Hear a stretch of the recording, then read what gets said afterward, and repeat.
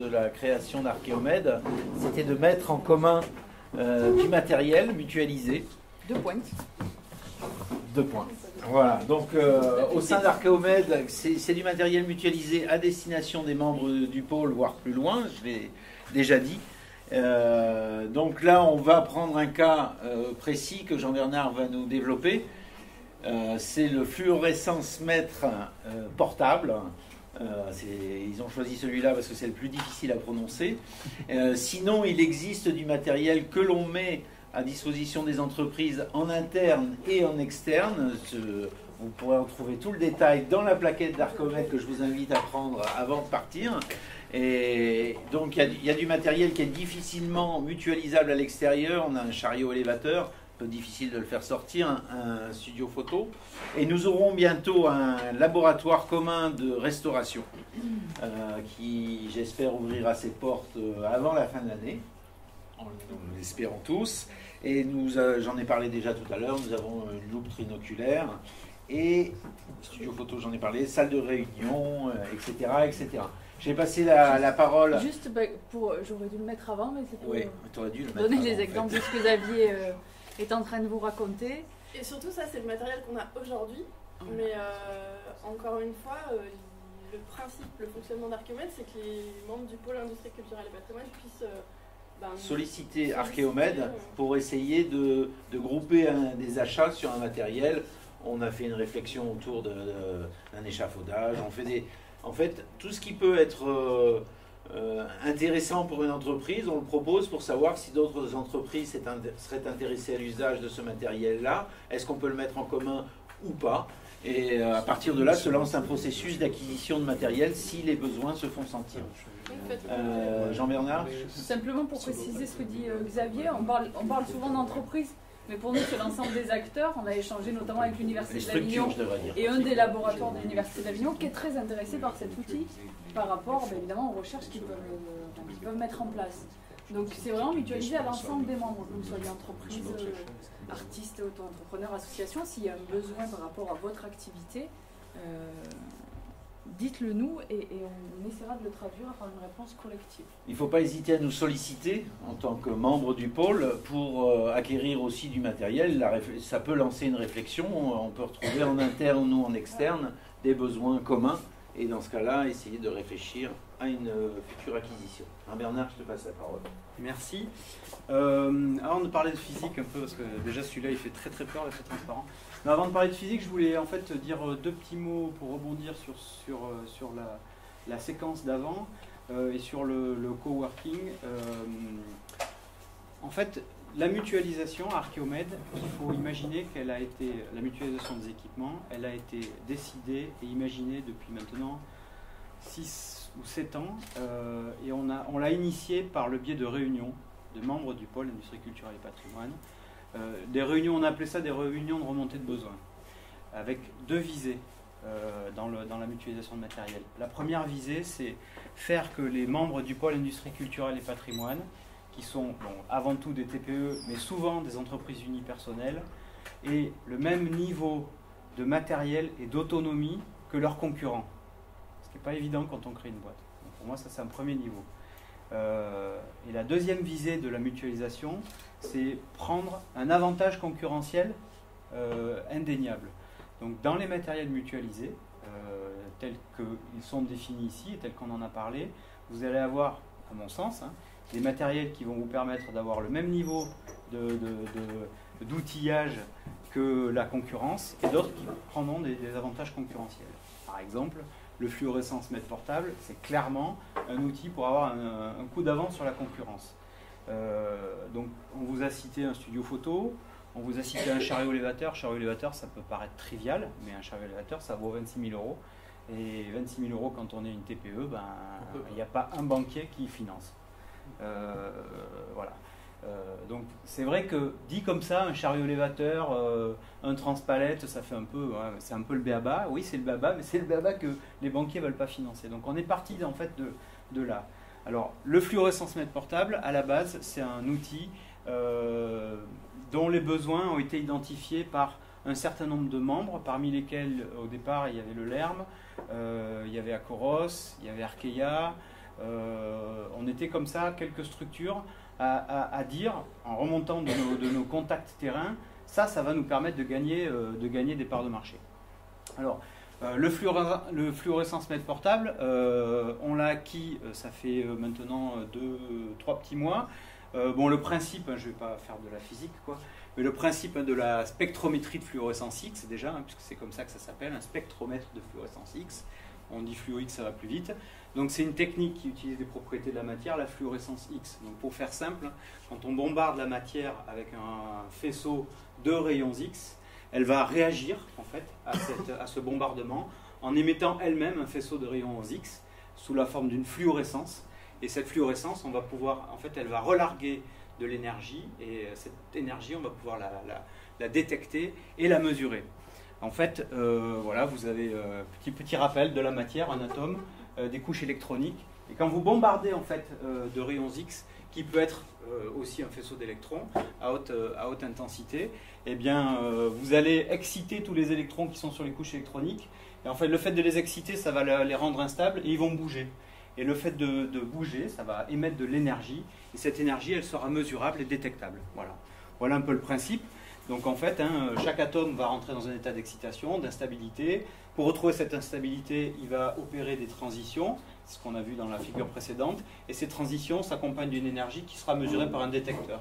Donc là, vous avez en fait un schéma qui est un peu petit, mais de l'outil que Philippe va vous sortir. Philippe, c'est mon hôtesse là, pendant quelques minutes. Et après, on fera l'inverse. C'est lui qui parlera et c'est moi qui serai l'hôtesse. Voilà, donc vous avez ici le pistolet, et donc dans le pistolet, en fait, compacté, dans le pistolet compacté, vous avez une source. Donc là, la source que nous avons choisie, c'est une source d'électrons, en fait. Donc c'est vraiment un faisceau d'électrons. Et ce faisceau d'électrons va bombarder tous les atomes de la matière, et vous allez avoir une série de détecteurs et analyseurs qui vont derrière, en fonction des énergies qui sont mesurées par le détecteur, vous dire, ben voilà, vous avez le tableau qui rappelle de chimie, le tableau de Mendeleïev, et vous avez en fait des énergies qui sont associées, et donc vous allez pouvoir caractériser comme ça jusqu'à un certain nombre d'éléments en fait de la matière. Alors pas tous, mais quand même un grand nombre. Alors, le fluorescence-mètre qu'on a choisi, oui, alors pour vous dire quand même à quoi ça sert exactement, au cas où vous ne l'ayez pas compris, c'est avant tout une technique d'analyse élémentaire de la matière. Voilà. Donc, vous prenez n'importe quelle matière, vous la bombardez de ce faisceau d'électrons lancé par le fluo X, et elle va vous donner une analyse élémentaire. Alors, on appelle ça une analyse qualitative. C'est indéniablement une analyse qualitative. C'est-à-dire que l'analyseur, il va vous dire dans tout le tableau périodique, ben voilà, vous avez dedans, vous avez du cuivre, vous avez de l'étain, ou vous avez de l'aluminium, ou vous avez X ou Y éléments. Par contre, ça peut être, dans certains cas, une analyse quantitative, mais il y a énormément de limites et de précautions d'usage. Donc nous, en tant que professionnels de la conservation, et en tant que chercheur, jamais on dira le fluorescence-mètre, c'est une technique d'analyse quantitative. Jamais. Sauf vraiment dans des cas très particuliers, que sont par exemple les matériaux métalliques nouveaux, contemporains, comme les inox ou certains types d'inox, certains types d'alliage d'aluminium par exemple, dont les compositions sont normalisées. Et là, dans des conditions très particulières de tir, on pourra dire oui, c'est quantitatif. Donc c'est un outil quand même qui va nous aider sur le terrain à faire un certain nombre de choses. Le fluorescence-mètre que l'on a, en fait, vous avez là la page d'accueil du fluorescence-mètre, c'est assez simplissime avec différentes petites icônes, mais notamment le choix du mode. Et le choix du mode, en fait, il va conditionner l'excitation qu'on va faire. Donc vous avez différents modes que je vous ai photographiés ici. Vous avez un mode alliage, vous avez un mode géochimique. En fait, ce qui est intéressant, c'est le mode alliage, le mode géochimique et le mode sol. Voilà. Donc là, vous avez trois modes différents d'utilisation de l'appareil pour travailler sur l'ensemble des matériaux, de la palette de matériaux qui sont représentés notamment au sein d'Archéomède, mais plus largement au sein du pôle. Donc vous allez pouvoir analyser les métaux, vous allez pouvoir analyser des sols, vous allez pouvoir analyser des pigments, des pigments dans des enduits, des pigments dans des grottes ornées. Voilà. Et alors là, ceci va vous donner, attention, hein, je le dis bien, haut et fort, une analyse qualitative. Le quantitatif, il faudra qu'on en parle. Alors, on vous a dit, hein, on a lancé, en fait, on lance en ce moment avec Archeomed. Alors, c'est pas forcément, j'aime pas le terme de projet de recherche, c'est pas vraiment un projet de recherche. Néanmoins, ça fait appel à différentes compétences, à différents spécialistes de matériaux. L'idée, en fait, c'est d'élaborer, alors ou pour certains de confirmer, un référentiel pour l'usage du fluorescence-mètre. C'est-à-dire que, Philippe va vous le décrire là, pareil, mais dans le fluorescence-mètre, vous avez dans tous ces modes, voilà, une base de données qui est intégrée avec, je crois que c'est 600 références peut-être de matériaux. Donc vous avez 600 références de matériaux, c'est-à-dire que l'outillage, si vous tapez dans un matériau, il va vous dire, ben voilà, ça c'est un alliage de la série AL6000 par exemple. Bon, ça c'est OK. Par contre, on le sait tous, dans le patrimoine, les matériaux du patrimoine, l'objet ou l'œuvre est souvent unique, et que ce soit les pigments ou la matière, elle, a ses propres dosages que seul l'artiste a en tête. Et l'artiste, il n'est pas forcément là pour en parler. Donc du coup, l'idée en fait de cet outil, c'est vraiment de défricher. Et pour nous, l'idée, c'est de faire déjà un référentiel pour l'usage du fluorescence-mètre dans les métiers du patrimoine. Alors, avec plusieurs objectifs. Un premier état de l'art, en fait, validé dans des conditions différentes, sur des échantillons qu'on aura choisis, ces utilisations, avec vraiment une idée en tête, c'est déterminer les limites d'utilisation de la technique. C'est-à-dire que quand demain un membre du pôle louera l'appareil, il faut qu'il ait connaissance exactement de toutes les limites, parce que c'est pas, en fait, vous allez le voir, hein, ça fait un peu presse-bouton quand même. Il faut toujours se méfier des outils presse-bouton. Derrière le presse-bouton, il y a toujours une technologie, il y a une technique, il y a beaucoup de science. Et le presse-bouton, ça ne s'utilise jamais comme tel. Il faut derrière avoir toute la référence. Donc voilà, l'idée de ce qu'on est en train de créer dans le collectif, c'est voilà, une bonne connaissance des limites d'utilisation de la technique. Aujourd'hui, il y a un certain nombre de compétences qui sont associées au projet. Alors bon, il y a parmi nous des physico-chimistes, il y a des archéomètres, des géologues, des experts en patrimoine bâti, des conservateurs-restaurateurs en sculpture, décor, enduit, tailleurs de pierre, photographes. Vous avez là la liste déjà des résidents d'Archéomède qui souhaitent participer à ce petit pôle derrière l'outil. Mais l'idée de la réunion d'aujourd'hui, c'était voilà, d'agglomérer un petit peu les compétences, les envies, pour aller un petit peu plus loin, je pense, notamment à l'Université d'Avignon. Il y a Cathy Vieillescaz qui pourrait apporter beaucoup, en fait, qui est intéressée, je pense, par ce genre de projet. Il y a des gens comme le CICRP, l'INRAP, il y a pas mal de gens qui sont déjà intéressés par cette utilisation. Voilà un petit peu ce que je pouvais dire sur le fluorescence-mètre au sens général et puis sur le projet en particulier. Oui. Tu parlais tout à l'heure de l'achat d'équipements qui est un apport concurrentiel. Ouais. Donc par rapport justement à vos concurrents, cet outil-là, c'est quelque chose dont ils disposent tous aujourd'hui? Non, non, loin de là. En fait, aujourd'hui, va faire la différenciation. Ouais. Aujourd'hui, cet équipement, alors il est dans le domaine, dans le domaine des matériaux du patrimoine, il est principalement utilisé par des centres de recherche et des universités, centres de recherche publics et des universités, à des fins propres. C'est un outil qui est très utilisé, en mutualisé par des ferrailleurs, dans le domaine des matériaux métalliques, parce que les ferrailleurs, voilà, quand on leur amène du métal, il faut déjà qu'ils puissent déterminer métal précieux, métal bas de gamme, et puis dans les métaux bas de gamme, serrier, pour pouvoir ranger. Donc on a clairement déjà des demandes en fait là-dessus, hein, sur le fluorescence-mètre, de la part aussi de ces gens-là. Mais nous, dans les matériaux du patrimoine, il est très peu utilisé. Il est là, l'exemplaire que vous avez là, il vaut 45 000 €. Quoi. Donc Alors là, c'est pareil, c'est pas donné à tout le monde de s'équiper de ça. Donc là, vraiment, bon, nous, on l'a utilisé quelques fois déjà. On a eu une mission, nous, d'urgence pour l'UNESCO, en fait, qui nous a demandé de venir faire une analyse matériaux sur, voilà, pour différencier les gens. Enfin, les plongeurs de l'UNESCO ne savaient pas si c'était lingot d'argent ou de plomb. Et c'était pour un État, en fait, pour un Premier ministre, les analyses. Donc du coup, voilà, on est parti en mission d'urgence pour l'UNESCO sur ce genre de choses. Mais là, pour le coup, c'est un avantage concurrentiel, quoi, indéniable. Philippe, tu veux rajouter des choses ou ça te semble... Oui, alors après, effectivement, celui-là, cet outil, il est intéressant pour nous parce que, bon, à Coros en particulier, on a un pôle industrie, un pôle patrimoine. Ce que je voulais dire, oui, parce que là je pars, mais ce que je voulais dire en fait, dans cet outil, il y a une base de données pour à peu près 600 alliages. Donc là, pour aller faire de la caractérisation de métaux actuels, il est très efficace. On a une réponse instantanée qui va nous donner de façon assez immédiate le métaux sur lequel on travaille. En archéologie et en patrimoine, c'est une application qui est complètement différente.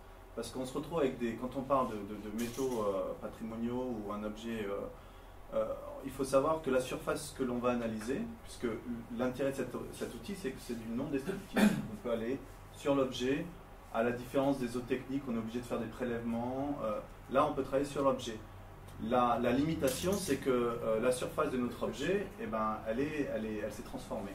On n'est plus sur un bronze, par exemple, ça va être un mélange d'oxyde, de carbonate. Donc, il faut bien avoir en tête, en fait, ce que l'on recherche. Et c'est vrai que là, comme ça, c'est un outil, un presse-bouton. On vient l'appliquer, en fait, donc en 2 minutes. Vous venez appliquer donc le bout donc, de cet appareil sur la zone que vous voulez identifier. Donc, vous voyez qu'il y a une chambre ici, qui est la chambre d'analyse, et le rayon X va exciter donc la matière. La matière va renvoyer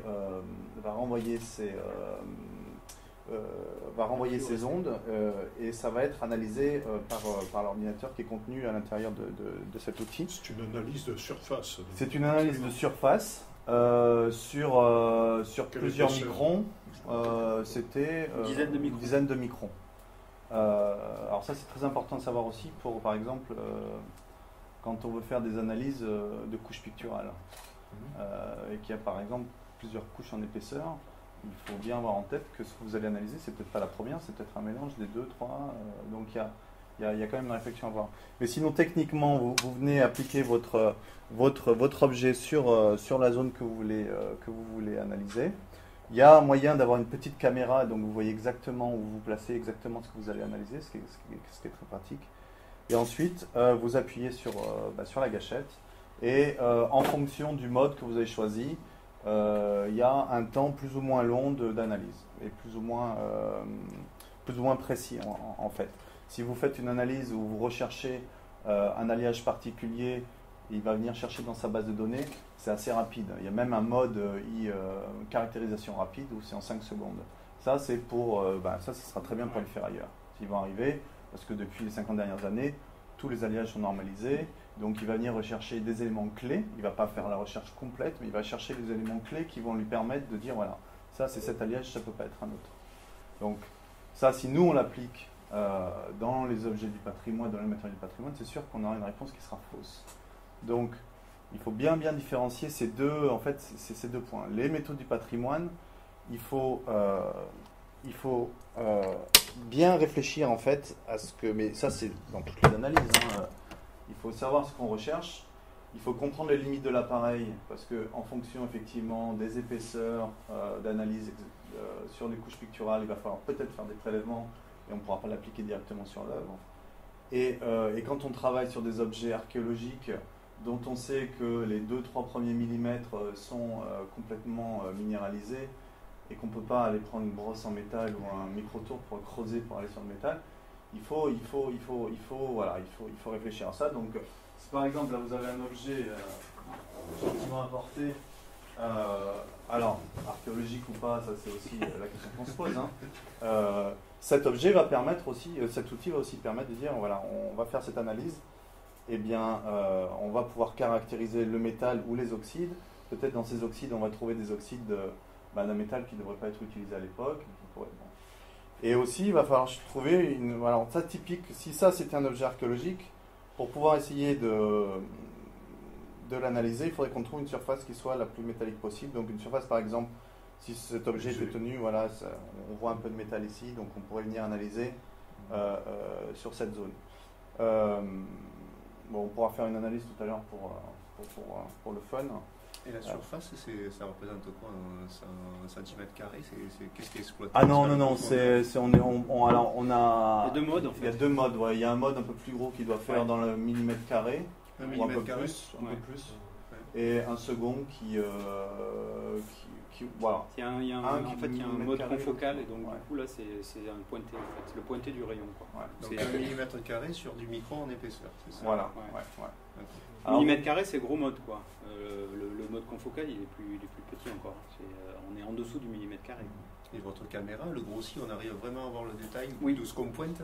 Oui. Alors bon, c'est pas... ça grossit pas, hein. Disons que ça va... parce que le problème c'est que quand vous venez appliquer la surface à analyser, vous voyez par exemple, moi je viens ici, là je ne sais pas exactement où je suis. Donc si je veux analyser la tache verte qui est là, eh ben, je pointe en mode caméra et je peux venir appliquer exactement là où il faut. Bon, après là par exemple, je ne ferai jamais ça parce qu'on ne va pas tenir l'objet avec une main pour venir l'analyser quand on voit des rayons X, bien entendu. Il y a aussi tout des précautions pour le manipulateur à avoir. Donc, oui, j'insiste parce que, alors, il y a une semaine, moi j'ai utilisé sur des fouilles d'un camp de la Seconde Guerre mondiale, d'un camp de prisonniers de prisonniers allemands à Miramas. Donc on se dit, bon allez, 1945, les objets, c'est facile à reconnaître, pourquoi? Et en fait, on se retrouve avec des alliages de toutes sortes, corrodés. Et donc, est-ce que c'est de l'aluminium, du zinc? Est-ce que c'est de l'inox? Est-ce que c'est du fer? Est-ce que il y a énormément de questions à se poser. Et cet outil était très pratique, mais sur certains objets, il est quand même difficile d'avoir une réponse claire, parce que vous allez taper sur une surface qui peut être étamée, donc peut-être qu'il y a une couche d'étain sur une base cuivre. Vous allez avoir des résultats en fonction de la zone où vous allez aller, parce que l'objet est fragile, donc il faut c'est un outil presse-bouton, mais qui doit être manipulé avec une réflexion. Il faut bien chercher, il faut bien avoir en tête de ce que l'on recherche quand on utilise cet outil. Parce que sinon on peut très facilement faire des erreurs d'interprétation. C'est ça surtout que je voulais. C'est que le problème avec ces outils, c'est qu'on presse, il va nous donner un résultat. Et le résultat, il va nous en donner un. Par contre, il peut être mal interprété. Parce que la préparation de l'échantillon, l'utilisation des modes qu'on a pris ne correspondent pas. Donc il faut quand même avoir une bonne connaissance de l'outil si on veut, à moins de faire des séries sur des alliages. Sur les végétaux qui renferment des métaux lourds, ça peut marcher ça? J'ai jamais fait le test, mais ça peut être effectivement. Après, il y a une quantité minimum d'éléments qui doit être présente dans la masse, donc peut-être qu'il y aurait une préparation à faire sur les végétaux. Il faut une concentration minimale de. Oui. Et après, en fonction effectivement des éléments, vous voyez dans cette table, en fonction des couleurs, ce sont les éléments qui vont être. Par exemple, le plomb, vous avez des végétaux qui accumulent, on doit le voir là. Oui, le plomb, bon, après, encore une fois, ça va dépendre de la concentration du plomb dans votre élément.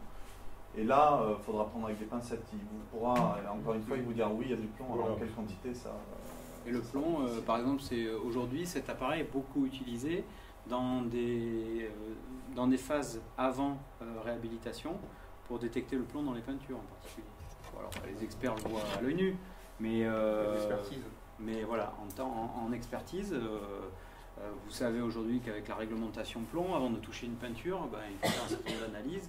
Jusqu'à présent, on allait faire des prélèvements, on partait en labo et on analysait. Là, nous, par exemple, récemment, on a répondu à un marché sur de l'expertise détection de plomb dans les peintures. Et l'idée du fluorescence mètre portable, c'est d'aller présélectionner, grâce au fluorescence mètre portable, les zones dans lesquelles il y a peinture plomb. Et du coup, ensuite, amener des écailles de peinture en labo pour faire une analyse beaucoup plus précise et vraiment quantitative. Mais au moins, ça permet de présélectionner des zones. Les géologues l'utilisent beaucoup aussi en amont de l'implantation d'un bâtiment pour faire la détection du plomb, par exemple, dans le sol également.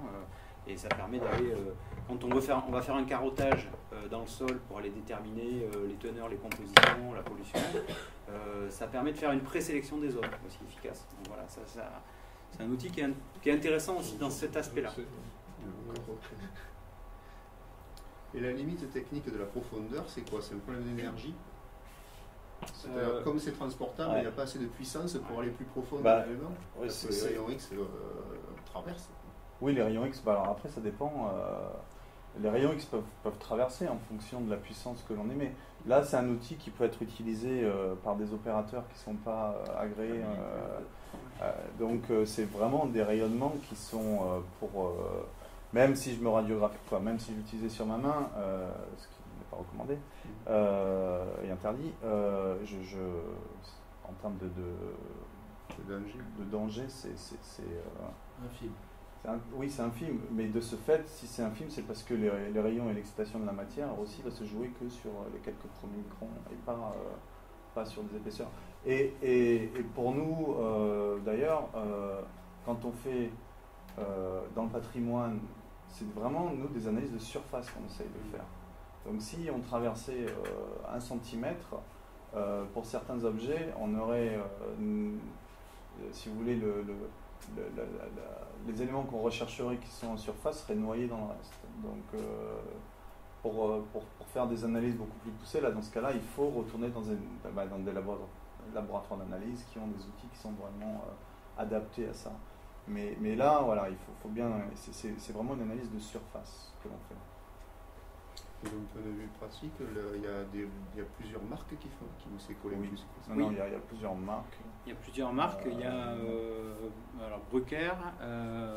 Bruker fait ça aussi. Ouais. Bruker eux, ils ont même développé un outil spécifiquement pour la recherche d'un patrimoine, mais qui est lourd à utiliser. Là, c'est plutôt des labos de recherche parce que quand on l'utilise, on peut changer des filtres à l'intérieur, mais bon, ça devient un outil d'analyse. La plupart des équipementiers, ils font des outils dédiés, c'est-à-dire qu'ils sont moins chers, mais ils sont dédiés. Métaux, minéraux, sol, voilà. Donc ça fait, c'est des appareils qui sont autour de 25-30 000 euros, mais ils sont dédiés à un matériau. Parce que Bruker, ils font des RMN, quoi. Ouais. Mais alors Olympus fait, celui-là, c'est on a fait l'acquisition de celui qui nous permettait de travailler sur, qui nous donne le plus d'options en fait. Mais vous pouvez acheter un Olympus, ils font le même outil, mais qui sera, par exemple, que pour être utilisé sur la caractérisation d'alliages connus. Donc il y a aussi, ils ont une offre assez... Oui, tout à fait. Est-ce que d'autres professionnels qui sont ici vont s'exprimer sur les possibles utilisations de cet outil? Parce que tout à l'heure, Jean-Marin disait donc que cet outil-là, c'est un coût de 45 000 euros. Si Archeomed l'a acheté, c'est parce qu'on avait déjà fait tout ce travail dont on avait besoin et qu'on sait que plusieurs structures peuvent en avoir l'utilisation. Et qu'au-delà de ça, cet outil va aussi pouvoir être doué à d'autres professions, je vous disais les fondeurs, qui sont pas des gens dans le patrimoine, mais là où on peut avoir juste des prestations de location de l'outil. Donc si on a acheté cet outil potentiellement, il va servir aussi à d'autres professionnels, dont la plupart sont déjà aussi au sein de l'Archeomed, évidemment. Je ne sais pas, Ethel. Moi je fais partie Nous, on fait partie du groupe qui est intéressé pour déjà se former, pour faire des tests sur des objets. Donc moi, je suis restauratrice d'objets archéologiques, plutôt céramique, et donc plutôt sur des pigments. Et puis, comme il n'y a pas de base de données pour les du patrimoine et particulièrement peut-être pour ces matériaux, l'idée c'est aussi de faire une série de tests qui permettent d'avoir un référentiel peut-être en interne, si c'est faisable, parce qu'en même temps, chaque objet étant un peu différent, ce ne sera peut-être pas reproductible, mais voilà, au moins déjà toute cette approche, cette recherche, et essayer ensuite de le valoriser en proposant ce service à nos clients. Il s'agit de clients. Voilà, donc c'est la même démarche. Peut-être Vous avez un slide avec le résultat que ça donne? Non, mais ce que je vais faire, c'est que je vais le faire là-dessus, là, sur la petite on le voit directement sur et l'écran. je vous montrerai sur l'écran. Ouais. C'est la même chose. Oui, Vincent, Je suis aussi restaurateur conservateur sur tous les découpements. Donc, je travaille beaucoup en extérieur. Et c'est surtout un outil pour aider à l'expertise dans la datation.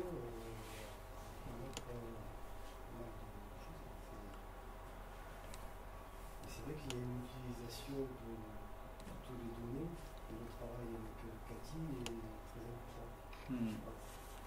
Oui, absolument. Parce que sans référence, ça ne sert à rien. Bien sûr. Et l'idée, toi, dans ton utilisation au quotidien, ce serait d'avoir une idée des pigments sur lesquels tu travailles en vue d'adapter derrière la restauration et les produits à utiliser, ceux à ne pas utiliser. C'est un peu l'idée, quoi. Ouais, complètement. En fait, c'est un outil d'aide pour prendre la bonne décision, quoi. Voilà. Alors, jusqu'à présent, ça se faisait quand même. Mais là, ça donne un peu de confiance. Ça rassure. C'est une aide à l'expertise aussi, un élément de plus. Oui. Donc, c'est très intéressant. Ouais. surtout le fait que ce soit disponible, ça rend les choses plus faciles parce que des analyses, on peut toujours en faire par d'autres à l'extérieur. Là, ça permet peut-être de le faire plus fréquemment. C'est pas toujours évident de faire appel à des labos extérieurs pour venir à chaque intervention. C'est vrai que si on l'a sous la main, je pense qu'on l'utilisera plus facilement. Alors là, je vais juste, pour vous montrer un peu, effectivement, là, je l'ai mis en mode caméra. Je suis désolé, on ne voit pas bien, mais c'est juste pour venir, pour venir me placer. Donc, je vais savoir exactement où je vais me positionner.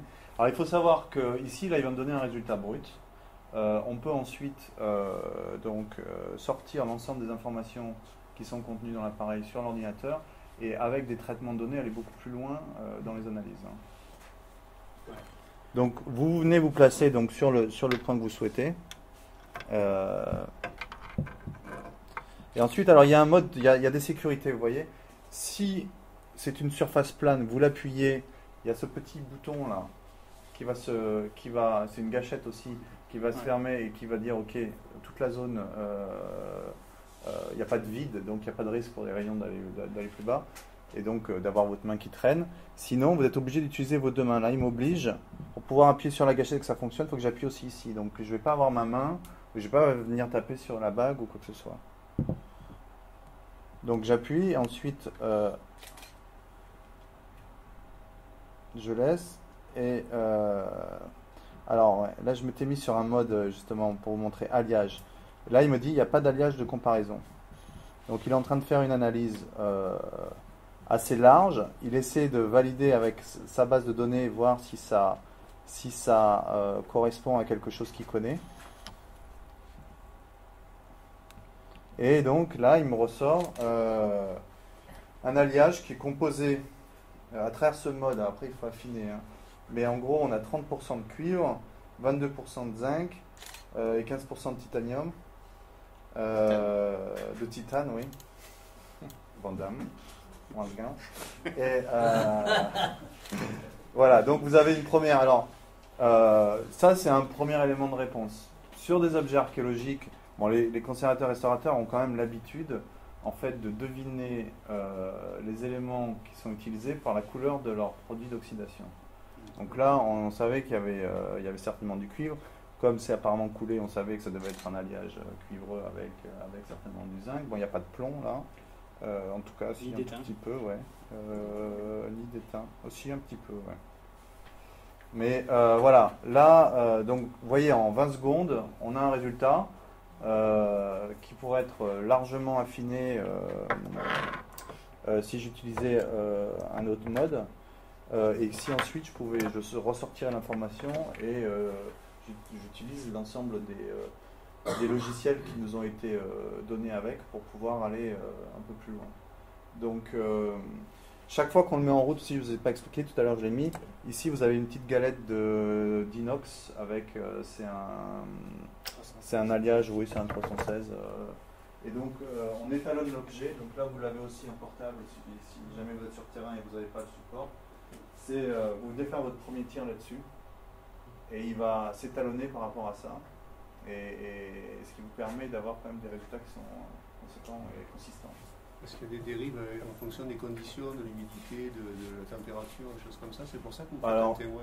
Pas que je sache, je ne l'utiliserai pas sous la pluie, mais non, sinon, non, pas que je sache. De toute façon, les éléments oxygène et hydrogène ne peuvent pas être caractérisés, c'est des éléments trop légers, donc je ne pense pas qu'il y ait une interférence avec. Il n'y a pas de dérive, mais c'est un principe de mesure, quoi. C'est-à-dire que... En fait, un témoin chaque fois. Voilà. Enfin, nous, on utilise un nombre assez important de mesures d'appareillage qui font de la mesure non destructive. Et le principe, c'est déjà, chaque fois qu'on rallume, il faut calibrer. Même si on l'a calibré une demi-heure avant, on recalibre. Comme ça, on est certain du résultat. Et bon, voilà, c'est un principe. Après, il n'y a pas beaucoup de dérives, effectivement. En plus, là, l'appareil est relativement neuf. Ça ne dérive pas beaucoup. Mais... Après, pour répondre à votre question, est-ce qu'il y a des dérives par rapport à l'humidité, tout ça? Je ne sais pas. Au moins, l'opération de calibrage nous sert à nous affranchir de ça. Et là, après, en termes de formation, vous organisez comment? Bien là, par exemple, il y a une formation qui est prévue le 20 octobre prochain avec le fabricant. Donc on va passer, alors au départ une demi-journée, mais ça va être une journée très certainement, pour mettre tout le monde au même niveau. Et je pense, alors ce qu'on est en train de faire avec eux, c'est qu'on est en train de faire une convention de partenariat. L'idée étant que nous, on leur amène aussi un peu de nos bases de données matériaux, donc du coup c'est un peu du donnant-donnant, quoi. On leur amène de l'information, ils nous amènent de la formation, quoi. Donc, c'est un peu... Aussi on mutualise, quoi. Mais voilà, c'est un peu l'idée, quoi. Mais c'est intéressant pour eux parce qu'effectivement, tu dis que cet outil n'est pas utilisé aujourd'hui de façon importante dans ces métiers-là, donc sur ces objets-là. C'est important pour eux aussi de faire remonter ces données. Et les centres de recherche nationaux font de plus en plus de programmes de recherche là-dessus. Hein. La semaine dernière à Paris, il y a eu une thèse sur l'analyse par FluoX des grottes ornées, quoi. 3 grottes ornées en Périgord en particulier qui ont été analysées par FluoX, Périgord et Espagne. Et voilà, en fait il y a encore beaucoup de recherches à faire là-dedans et de travail sur les limites de l'appareil. Voilà, donc c'est un exemple d'outils mutualisés. On rappelle, on l'a déjà dit dans la première partie, mais les outils mutualisés, ils viennent des membres du pôle industrie culturelle et patrimoine. Donc si vous avez des idées de mutualisation d'outils, en gros le principe c'est un peu comme le principe fondateur du pôle. Hein. Le principe fondateur du pôle quand on était PRIDES, c'était à partir du moment où vous trouvez 5 partenaires qui veulent faire la même chose, eh bien on cofinance. En fait là l'idée de la mutualisation c'est un peu ça. C'est-à-dire à partir du moment où on va trouver, vous faites remonter une idée, et si on trouve des gens qui partagent cette idée de développement, à ce moment-là, on mettra tout en œuvre, nous, pour pouvoir acheter ce matériel et permettre à chacun d'avoir un avantage concurrentiel. Le prochain chantier d'Archéomède, c'est l'aménagement dans la salle qui est juste derrière vous d'un laboratoire de conservation-restauration mutualisé, qui sera équipé en termes de matériel. expliquera mieux que moi, qui sera équipée de... elle est partie. D'une hotte, de paillasses, des paillasses, des outils, peut-être de la microchimie. C'est comme vous le savez peut-être pas, en restauration, un des postes les plus chers, c'est la sécurité de la personne.